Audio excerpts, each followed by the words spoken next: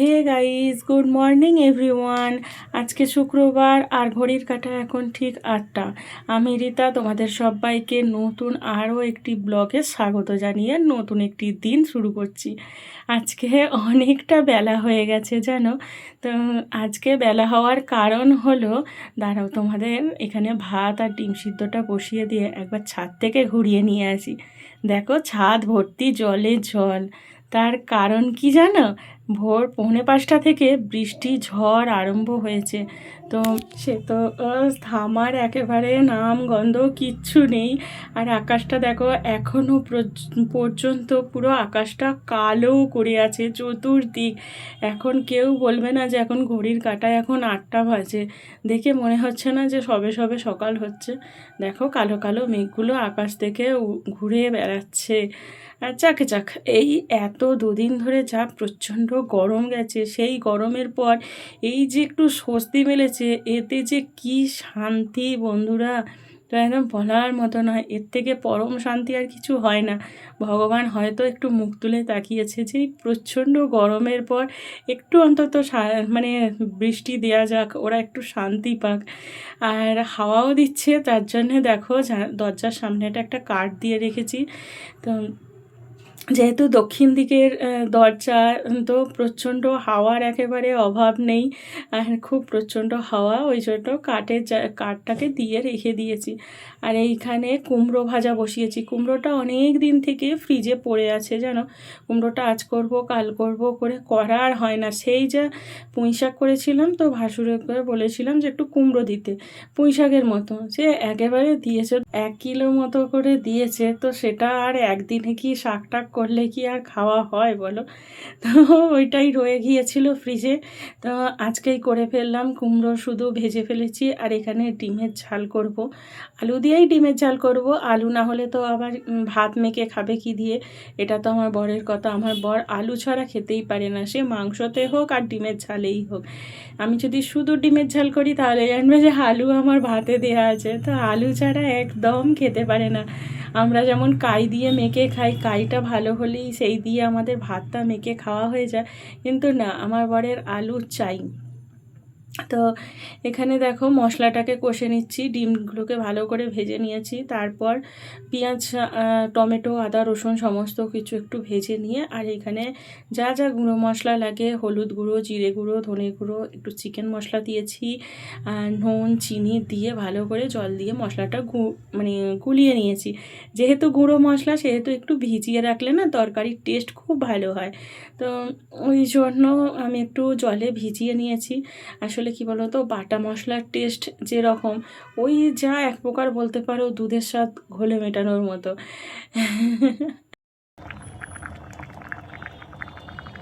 আর এই তরকারি ফোঁটার আওয়াজটা কি যে ভালো লাগে আমার।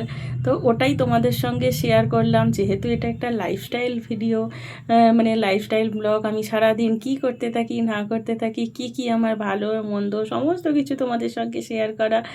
তো যাকে যাক, তোমাদের সঙ্গে কথা বলতে বলতে দেখো আমার ডিমের ঝোলটা পুরোপুরি কমপ্লিট হয়ে গেছে। এখানটা একটু মুছে নিচ্ছি, যেহেতু জল পড়েছিল, তো পরিষ্কার করে মুছে নিয়ে এখানে ডিমের ঝোলটাকে নাবিয়ে রেখে দিলাম। যখন টিফিন দেব তখন ভালো করে গুছিয়ে দিয়ে দেবো।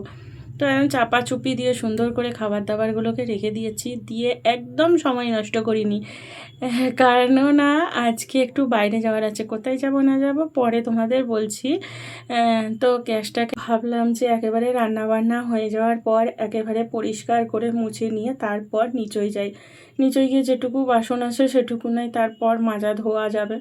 তো দেখো আমার তো আলাদা করে আমি মাসে যে সাবান আসে সেখান থেকেই এক টুকরো নিয়ে রেখে দিয়েছি। সেটা একটা, মানে একটা সাবানকে আধখানা করে রাখি। একটা হলো ঠাকুরের বাসন মাজার জন্য, আর একটা হলো গ্যাস মোছার জন্য। আর সমস্ত জায়গায় আলাদা আলাদা করে কসবাই রেখে দিয়েছি।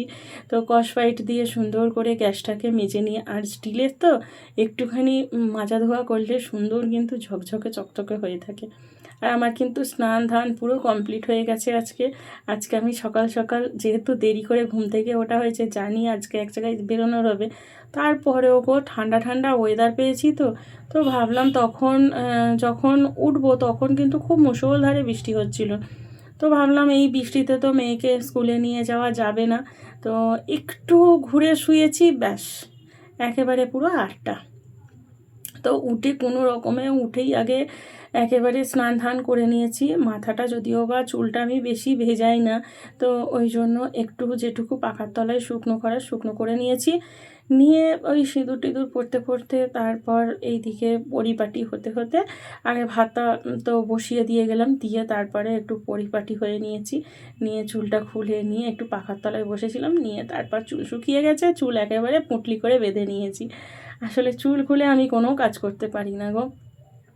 তো এখানে দেখো গ্যাস ট্যাস ভালো করে পুছে নিয়ে বাসনপত্র সব নিচই রেখে দিয়েছি। আর আজকে আমারই ইচ্ছা হয়েছে যে মেয়ের এই টিফিন বক্সে করে বরকে টিফিন দেব।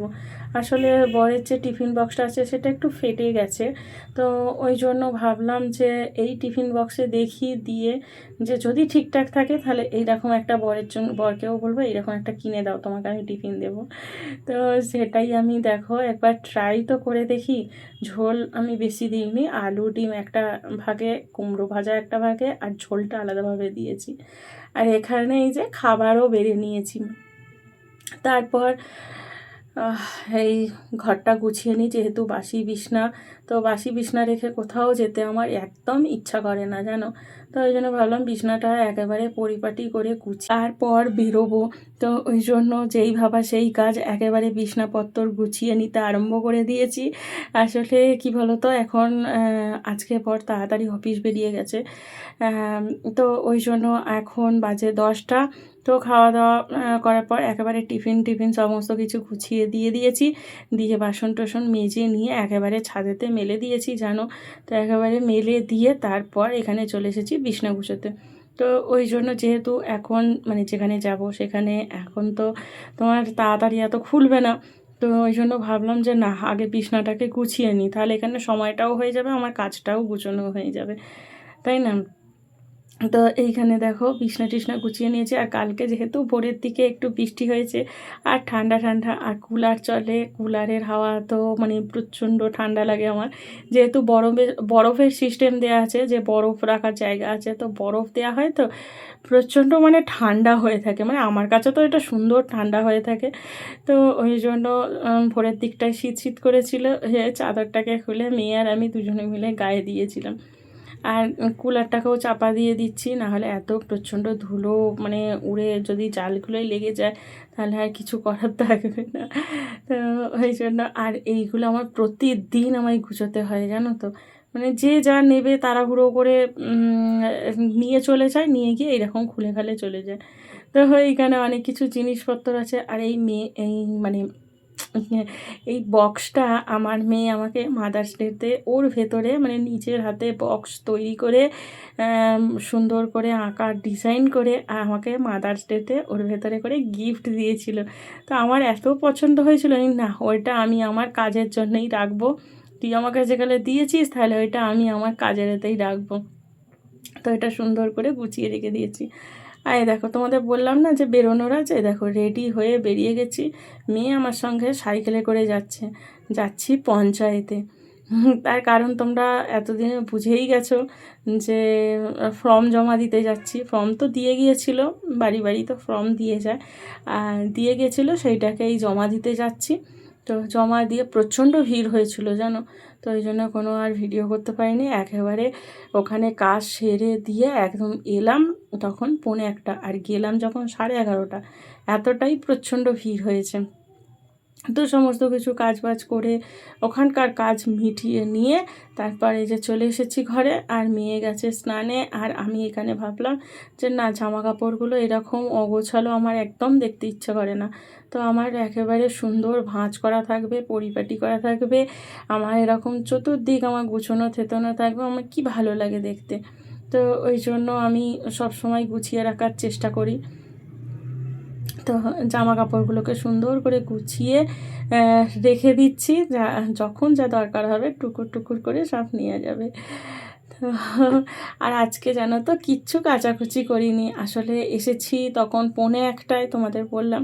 আর তারপরে যদিও বা আকাশটা কেটে গিয়ে একটু ভালো মতো রোদ্দুরও বেরিয়েছিল, কিন্তু রোদ্দুর বেরোলে কি হবে, এবার বেলা হয়ে গেছে, যেহেতু তোমার বেজে গেছে এখানে 1:45, মানে ওই ধরতে গেলে 1টা, আর 4টে অবধি রোদ্দুরের হয়তো তাপটা থাকবে, যেহেতু সকাল থেকে মেঘলা হয়ে আছে।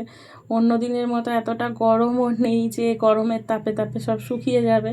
তো ওই জন্য আমি ভাবলাম যে না, আজকে আর কেচে কোনো লাভ নেই, কালকে একেবারে সকালবেলা ঘুম থেকে উঠেই জামা কাপড়গুলোকে সব মেখে দেবো, যতই বেশি হোক জামা কাপড়গুলোকে মেখে দেবো, দিয়ে তারপর ওই কাচাকুচি করে মেলবো, সকাল থেকে শুকনো হতে থাকলো, তো অসুবিধেও হবে না। আজকে আর কেচে কোনো লাভ নেই, তো এই জন্য আজকে আর কাচিনি। সমস্ত বাসি জামা কাপড়, বরের অফিসের জামা সব কিছু পড়ে আছে। তো এইগুলো, এই যে কাপড় জামা সমস্ত কিছু, এগুলো সব কালকের শুকনো করা।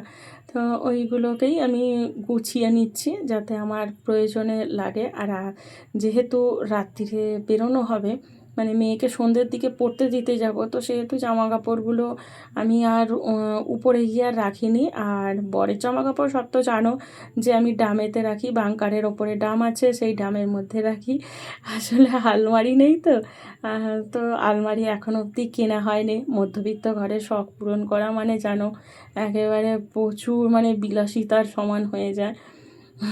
তো অতটাও সামর্থ্য নেই যে এখন এই মুহূর্তে অন্তত একটা আলমারি কিনবো বা ছোটো দেখে একটা শোকেস কিনবো। তো ওই জন্য একটা ড্রাম রেখে দিয়েছি, দিয়ে আর তার মধ্যেই বরের সমস্ত জামা কাপড়গুলো, মানে 3-4টে ড্রাম আছে, ওই ড্রামের মধ্যে একটাই শীতের জামা কাপড়, একটাই এমনি জামা কাপড়, একটাই গরমের গেঞ্জি, তো এইরকমভাবে সমস্ত কিছু রেখে দিয়েছি। আর এই যে কুলারটা প্রতিদিন আমি সরিয়ে সরিয়ে মুছে নিই, চাকা দেওয়াতে অনেকটা সুবিধে হয়েছে, তাই না? তো এক জায়গা থেকে আরেক জায়গায় সরিয়ে সুন্দর করে মুছে নিলে পরিষ্কার পরিপাটি হয়ে থাকে। আর এই বেলার দিকে ঘরদোর মুছে মুছে এমন অভ্যেস হয়ে গেছে আমার, তো একদিন যদি না আমি ঘর মুছি না, মনটা কেমন যেন করতে থাকে। তো ওই জন্য ভাবলাম যে না, ভেবে আর কাজ নেই, যেহেতু লাঠি নেতা অনেক এখন মানে উপকার হয়েছে, এখন অতটাও মানে সেই পরিমাণে এখন আর খাটতে হয় না। এখন যেমন সময়ও যেমন আমাদের কমে আসছে, সেরকম খাটুনিও কমে আসছে, তাই না? আগে তো সেই নিচই বসে তারপরে মোছামুছি করো, এ করো, তো অনেকটাই মানে টাইম লাগতো ঘরদোর মুছতে। এখন তো সেই সব কিছু না, দাঁড়িয়ে দাঁড়িয়ে ঘুরতে ফিরতেই তুমি ঘরদোর মুছে নিতে পারবে, এ করতে পারবে, তাই না? আর এই দেখো সমস্ত জামা কাপড়গুলো সব গুছিয়ে রেখে দিয়েছি কালকে কাচার জন্য, তো একটা ড্রামের মধ্যে ভরে রেখে দিয়েছি। এখানে সেখানে জামা কাপড় হয়ে থাকলে ভালো লাগে না। আর আমার অতটাও নেই যে আর একটা ড্রাম কিনবো, মানে ওই যেটাকে বলে লন্ড্রি ব্যাগ, তো লন্ড্রি ব্যাগ আমার নেই, ওই জন্য আমি জলের ড্রামের ভেতরেই ভরে রেখে দিয়েছি। তোমাদের সঙ্গে কথা বলতে বলতে দেখো আমার ঘর দরের কাজ সমস্ত কিছু কমপ্লিট হয়ে গেছে। তো এখন দুপুরে খেতে বসবো মেয়ে আর আমি। তো খেতে বসার আগে, এখন ঘরে তো সব সময় আম রয়েইছে, আর আম ছাড়া যেন ভাতটা যেন খেতেও ইচ্ছা করে না। তো এই জন্য মেয়ের আর আমার জন্য 2খানা আম কেটে নিয়েছি, নিয়ে আর এই দেখো ভাত বেড়ে নিচ্ছি। আর মেয়ে একদম মানে ওই কুমড়ো ভাজা এ ভাজা ওই সব কিচ্ছু খাবে না, খালি এই আম আর ডিমের ঝোল দিয়েই খাবে। তো ওই জন্য আর এই দেখো ভাত বেড়ে নিচ্ছি, এইটা মেয়ের ভাত বাড়ছি। ও যেহেতু একদম অল্প মতো খাবে, তো অল্প মতোই ওকে দিয়েছি। আলু খায় না, দাঁড়াও আলু একটা দিয়েই দিই। তো আলু না দিয়ে বলো ভাতটা মাখবে কী দিয়ে, একদম মোটে আলু খেতে চায় না। আলুকে তুমি যেভাবেই করে দাও, আলু ভাজা দিলেও খাবে না, আলু সিদ্ধ, মানে আলু যদি সিদ্ধ করে পেঁয়াজ কাঁচা লঙ্কা দিয়ে মাখি তাতেও খাবে না। তো চলো একদম খাওয়া দাওয়ার পর একেবারে বিকেলবেলা দেখা হচ্ছে। তো একেবারে এই যে দেখো দুজনের জন্য 2 কাপ চা, আর মেয়ের দুধ চাল দেওয়া, না আমি 1 কাপ খাবো, মেয়ে 1 কাপ খাবে, এখনও বর অফিস থেকে ফেরেনি। ও বিস্কুট খাবে, দুধ দিয়ে খাবে না, চা দিয়ে খাবে, ওই জন্য 1 কাপ ওর চা, আর তারপরে 1 গ্লাস দুধ। আর এই যে মেয়ের বিস্কুট আর আমার বিস্কুট দুটো আলাদা আলাদাভাবে রাখি। আর এখানে দেখো ব্যাগ আলাদা করে রাখা আছে, ও ব্যাগ সমস্ত কিছু গুছিয়েই রেখে দিয়েছে যাতে পড়তে গেলে সুবিধা হয়। এই যে ও রেডি হচ্ছে, চলো পড়তে দিতে যাই। আর আজকের ভিডিওটা এই অবধি, টাটা।